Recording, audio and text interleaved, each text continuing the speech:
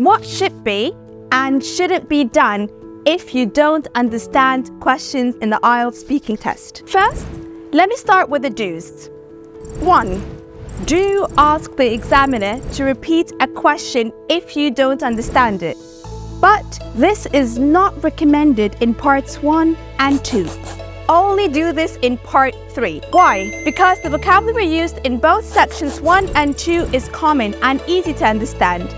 But in part 3, the vocabulary used is a little bit less common, so you can say, could you please rephrase the question? Not repeat the question. Say, rephrase the question. Often the examiner will try to test your English to the limit in part 3.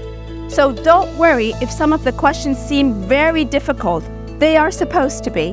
2. Do ask the examiner to explain the meaning of one word if you don't know it. Again, this is recommended only in part 3. You can say, what does censorship mean? 3. Do attempt an answer for every question.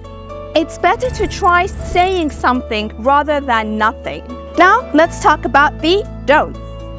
Don't ask the examiner personal questions, and don't ask the examiner to change the question if you don't understand it or you don't know much about the topic.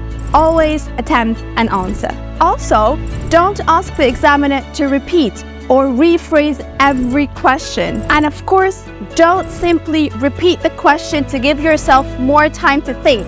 Instead, use some expressions to buy time. So you can say, that's an interesting question. Or let me see. Or maybe you could say, that's a good point.